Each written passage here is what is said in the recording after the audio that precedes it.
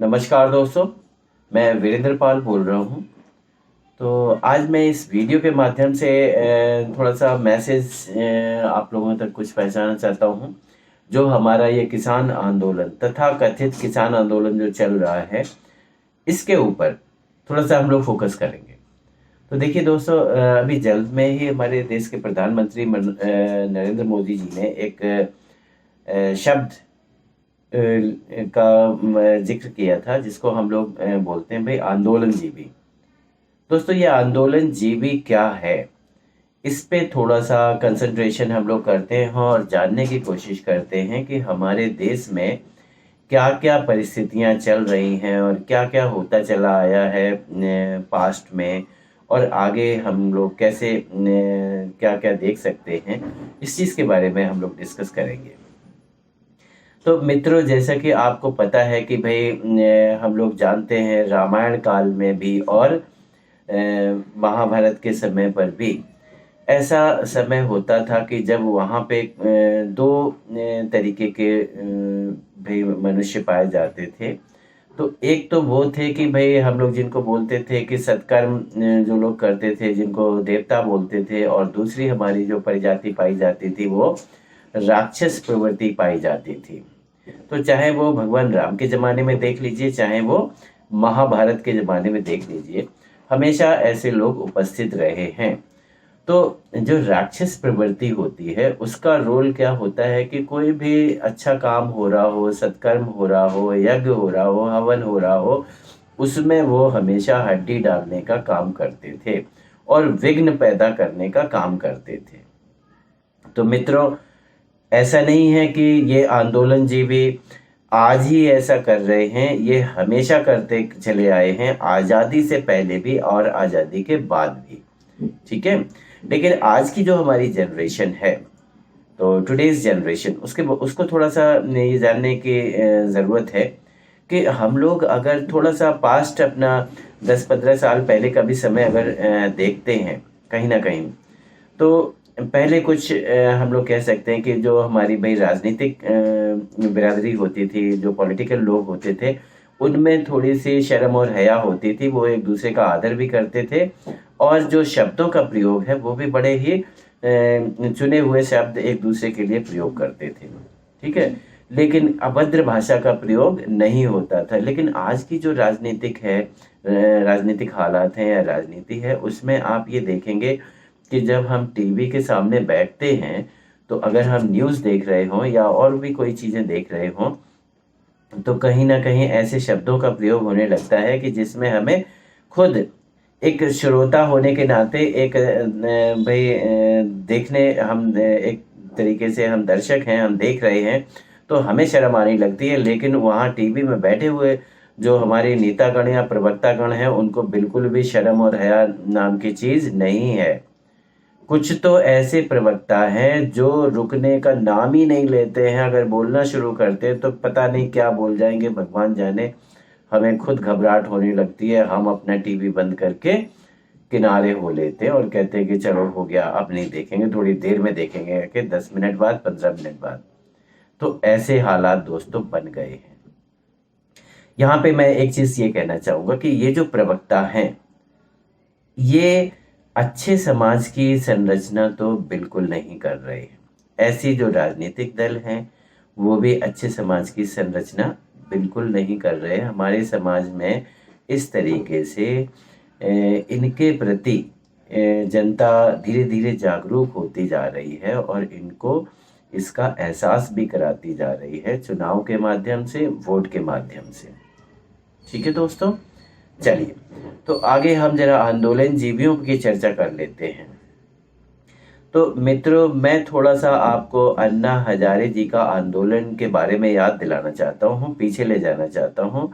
तो मनमोहन सिंह जी का जो कार्यकाल था, कांग्रेस का कार्यकाल था, द्वितीय कार्यकाल, उसमें हमने देखा था कि अन्ना हजारे जी का एक आंदोलन वहां पे हुआ था लोकपाल को लेके। मित्रों, आप लोग जरूर ये जान लें कि अन्ना हजारे जी उसमें एक फ्रंट फेस तो थे, उनको आगे किया गया था, लेकिन उनके पीछे जो लोग थे वो वही लोग थे जो किसान आंदोलन में भी इन्वॉल्व हैं, शाहीन बाग आंदोलन में भी इन्वॉल्व हैं, और पूर्वी दिल्ली में जो दंगे हुए थे ट्रंप के आने के टाइम पर, उसमें भी इन्वॉल्व हैं। या हम लोग ये कह सकते हैं जो जामिया और जेएनयू स्टूडेंट्स का जो भाई आंदोलन हुआ था, या जो भी उन्होंने फीस बढ़ोतरी के टाइम पे जो धरना प्रदर्शन वगैरह किए थे, तो उसमें भी यही आंदोलन जीवी उपस्थित थे। कहीं ना कहीं एक बात आप लोग समझ लीजिए कि हमारा देश इतना कमज़ोर भी नहीं है, ना आर्थिक रूप से कमज़ोर है, ना शक्ति के रूप में कमज़ोर है। जहाँ तक हमारी सेनाओं की बात है, बहुत ही पावरफुल है, और पूरा विश्व हमारी सेनाओं की दाद देता है। हमारी आर्मी, अमेरिका का ये सोचना है कि अगर हिंदुस्तान की आर्मी मिल जाए तो मैं क्या से क्या न कर दूं। तो हमारी जो सेनाएं हैं वो बहुत ही ज़बरदस्त हैं, और हमारा जो आज का परिवेश है देश का, एक मजबूत देश है। तो ऐसी जो ताकतें हैं जो खालिस्तानी सोच रखती हैं, या जो ये कुछ हमारे मुस्लिम संगठन हैं, ये निकल के आते हैं और ये कहते हैं कि हमारी संख्या इतनी हो गई उतनी हो गई है, तो इनका किसी का भी कोई भी एजेंडा सफल होने वाला नहीं है। ठीक है, इन संगठनों को कहीं, इनका संगठनों का सभी जो देश विरोधी संगठन है, इनका मैनेजमेंट एक संस्था देखती है जिसका ऑफिस केरला में है, पीएफआई।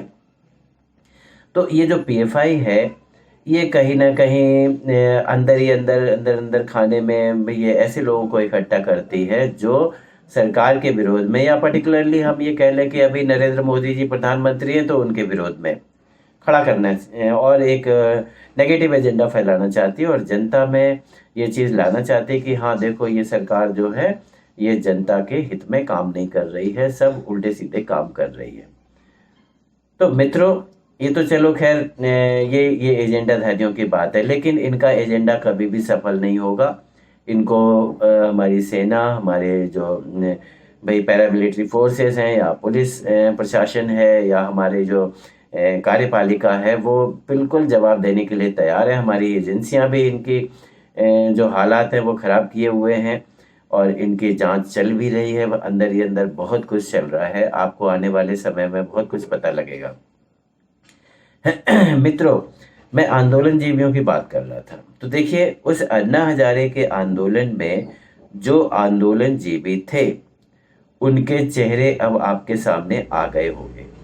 ठीक है, और वही चेहरे किसान आंदोलन में भी हैं, और उनमें से उसी अन्ना हजारे आंदोलन से एक पार्टी का जन्म हुआ था, और वो पार्टी कहीं ना कहीं उसको जो फंड मिलता है वो खालिस्तान से मिलता है, खालिस्तानियों से पैसा मिलता है, या हम कहें कि ऐसे आईएसआई या इन संगठनों से पाकिस्तान से पैसा मिलता है, और वो अपनी राजनीति चलाती है। लेकिन इसके साथ साथ मैं बताऊं कि आम जनता जो है उसको ABCD नहीं पता है। और जो अन्ना हजारे जी का आंदोलन भी हुआ था, उसमें भी जनता को कुछ नहीं पता था। उसमें बहुत से लोग ऐसे भी आंदोलन में बढ़ चढ़ के हिस्सा ले रहे थे जिनको उसके बारे में सच्चाई नहीं पता थी। मैं भी उस आंदोलन में समर्थन करने गया था, लेकिन बाद में मुझे पता लगा कि हाँ, ये तो ढकोसला या फिर कुछ और है। अन्ना हजारे जी भी हालांकि वहाँ से अलग हो गए थे, और बाकी जो अच्छे लोग थे जिनको देश के या राष्ट्र से अपने प्यार है, वो लोग धीरे धीरे करके सब साइड हो लिए, सब निकल गए उसमें से, और अपने काम में लग गए, और देश हित के कामों में लगे हुए हैं। लेकिन कुछ ऐसे लोग हैं जो तब भी वहाँ जुड़े थे, आज भी जुड़े हुए हैं, आज भी ऐसी चीज़ों को हवा देते हैं, देश विरोधी गतिविधियों के कार्यों में लिप्त हैं। तो इनको दोस्तों पहचानने की ज़रूरत है, आवश्यकता है। इनमें अधिकतर देखेंगे हम लोग कांग्रेस पार्टी है, वामपंथी हैं, और जहाँ तक आम आदमी पार्टी है, इनके बहुत सारे जो भाई लीडर्स हैं वो कहीं ना कहीं देश विरोधी एजेंडे में समा गए हैं, और उसी में लगे पड़े हैं। मैं ये नहीं कहता कि इन पार्टियों में सभी लोग गलत हैं, नहीं, ऐसा बिल्कुल नहीं है दोस्तों। सभी पार्टियों में हमारे देश हित या राष्ट्रवादी लोग इन्वॉल्व हैं, लेकिन उनकी विचारों की चलती नहीं है, और वो सही चीज़ अपनी सोच नहीं पाते हैं। कहीं ना कहीं ठीक है वो पार्टी से भले जुड़े हों, ठीक है, लेकिन वो देश के विरोध में नहीं है, ये मैं क्लियर कर देता हूँ आपको।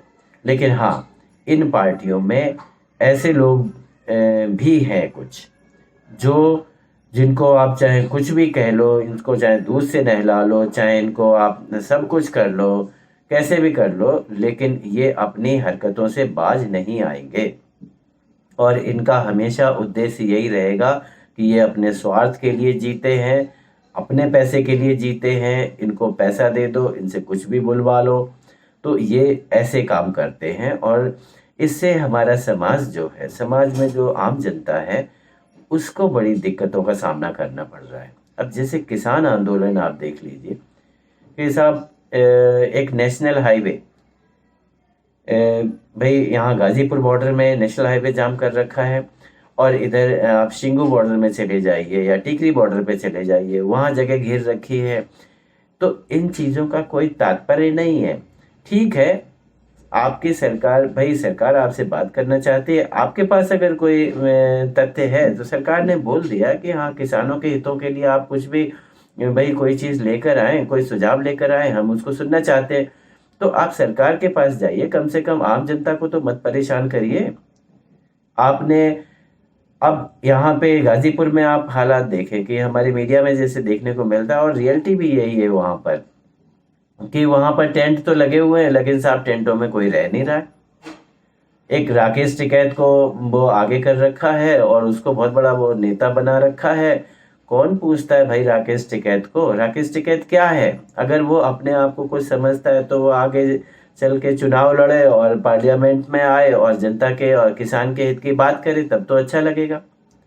लेकिन ये सड़क पे बैठ के वहाँ अराजकता फैलाना, आए दिन नए नए बयान देना, ये तो कहीं ना कहीं इसका आम जनता समर्थन नहीं करती है। और मैं दोस्तों आपको क्लियर कर दूं कि मैं एक आम जनता हूं, ठीक है, मैं किसी पार्टी से नहीं जुड़ा हूं, मुझे किसी का कोई लेना देना नहीं है, ठीक है, लेकिन मैं अपने जो विचार हैं वो जरूर पहुंचाना चाहता हूं कि अगर ये इस तरीके की हरकतें करेंगे ये लोग, इसमें चाहे कोई राजनीतिक दल इन्वॉल्व हो या चाहे कोई किसान नेता इन्वॉल्व हो, चाहे राजनीतिक लोग इन्वॉल्व हो, इनका जनता कभी भी समर्थन नहीं करेगी।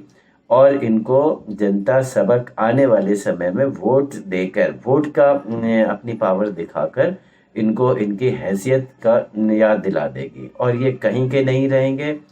तो दोस्तों इसलिए मैं सभी लोगों से, आप लोगों से भी कहना चाहता हूँ कि इन हालातों को समझें। और ठीक है, तुम्हें दिक्कत है, अगर मान लीजिए मुझे भाई किसी व्यक्ति से दिक्कत है तो मैं वार्ता ही तो करूँगा, मैं आए दिन उपद्रव तो नहीं फैलाऊंगा। और आप लोग जानते हैं कि ये हिंदुस्तान भगवान राम का देश है, यहाँ पर भाई सभी धर्मों के लोग रहते हैं, हिंदू मुस्लिम सिख ईसाई बौद्ध आदि। तो सभी में भाईचारा और प्रेम होना चाहिए और सबका आदर होना चाहिए। लेकिन ये जो आंदोलनजीवी हैं और ये जो राक्षस प्रवृत्ति के लोग हैं, इनको चैन नहीं पड़ता, इनको हमेशा खुजली करती रहती है। इनको ये लगता कि अगर जनता एक हो गई और जनता अगर आराम से चलने लगी तो हम आग कैसे लगाएंगे और हम कत्ल कैसे कराएंगे, और हमें फिर वोट हमारे तो भाई कोई देगा ही नहीं। सब नरेंद्र मोदी जी को या जो भी अच्छी सरकार आगे आएगी या कोई भी अच्छा लीडर आएगा उसको वोट दे देंगे। तो ये इनकी सोच है। तो ये आए दिन कुछ ना कुछ ऐसे बयान, कहीं हिंदू मुस्लिम में झगड़ा कराएंगे, कहीं इधर भड़काने की कोशिश करेंगे, कहीं जातियों में दंगे कराएंगे, कहीं जातियों में भड़काने की कोशिश करेंगे। बस ये इन्हीं एजेंडों पे काम करते हैं मित्रों। तो मेरा आम जनता से या सभी भाइयों बहनों से यही निवेदन है कि आप लोग ऐसे लोगों को पहचानें और इनको किनारे करें, चाहे वोट की ताकत से, चाहे अगर ये आपके बीच में कहीं रह भी रहे हों तो इनको एहसास कराएं कि हाँ ये अराजक हैं, ये गलत हैं। तो तभी इनको महसूस होगा कि हाँ जनता इनके साथ खड़ी नहीं है।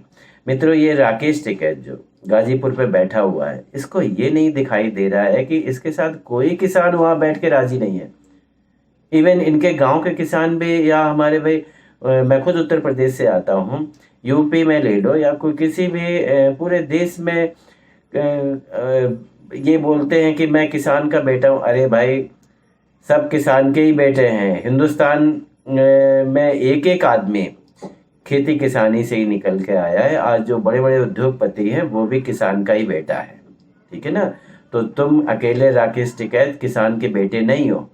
तो अभी भी तुम्हें अगर दिमाग है तो अपनी बुद्धि लगाओ, और कोई अगर भाई इसको समझा सकता है, राकेश टिकैत को इसको समझाओ कि अगर आने वाले टाइम में भाई यूपी में इलेक्शन होने वाले हैं 2022 में, उसमें या तो इलेक्शन लड़े या फिर ये 2024 का इंतजार करे। अगर ये प्रधानमंत्री बनना चाहता है तो चुनाव लड़े और अपने आप को भाई जीत के आए और एक लीडर बन के आए, पार्लियामेंट में काम करे, तब तो हम एहसास भी करेंगे। लेकिन ये अराजकता फैलाना या इस तरीके के वक्तव्य देना ये बंद करें, ठीक है।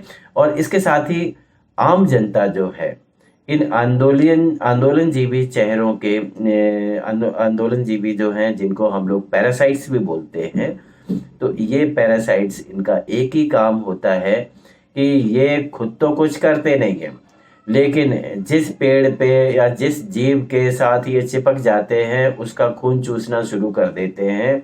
तो वही हालात है इन आंदोलन जीवियों की, इन पैरासाइट्स की। तो मित्रों, मैंने किसी का नहीं लिया है पैरासाइट्स में, लेकिन आप समझ जाइए कि ये क्या कार्य कर रहे हैं, क्या कृत्य कर चुके हैं ये, और आगे भी ये क्या कृत्य करेंगे, ठीक है। तो आप समझें और उसी हिसाब से अपना दिमाग लगाएं।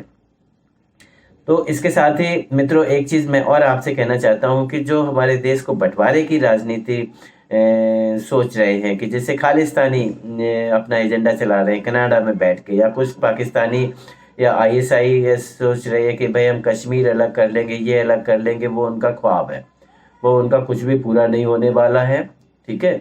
उनको इसके लिए शायद 20 जन्म लेने पड़ेंगे तो भी ये नहीं हो पाएगा, क्योंकि हिंदुस्तान है। हिंदुस्तान इतना कमज़ोर कभी नहीं था और एक बहुत ही मजबूत देश है। कुछ ये आंदोलन जीवी या ये जो बड़े बड़े इनके पत्रकार या प्रवक्ता वगैरह आते हैं, कुछ नेता ऐसे हो वैसी जैसे बोलते हैं हिंदुस्तान किसी के बाप का नहीं है। तो मैं ये भी कहना चाहता हूँ कि हिंदुस्तान इनके बाप का भी नहीं है, ओवैसी के बाप का भी नहीं है, ठीक है, और किसी के बाप का नहीं है। हिंदुस्तान सबका है। हिंदुस्तान हिंदुओं का भी है, मुस्लिमों का भी है, सिखों का भी, ईसाइयों का भी है। तो इसके लिए मैं बस यही मैसेज अपना देना चाहता था आम जनता में। तो दोस्तों ज़रूर सोचिएगा आप लोग कि आपको कैसा अपना एनवायरनमेंट चाहिए, आपको अपना कैसा समाज चाहिए, आपको अपना कैसा देश चाहिए है। तो उसी के हिसाब से आप लोग अपना काम करिए, जिसमें कि एक अच्छा देश हम लोग बना पाएँ, जहां हमारी माताओं बहनों को सबको अच्छी सुरक्षा मिले और उनके हितों के लिए हम लोग काम कर पाएँ, अपने आने वाली पीढ़ियों के लिए हम लोग काम कर पाएँ। और इसी के साथ मैं अपनी बात को समाप्त करता हूँ। जय हिंद, जय भारत। और मैं अगले वीडियो में आपसे जल्द मिलूँगा, और इसी के साथ मैं अपनी बात को ख़त्म करता हूँ। जय हिंद।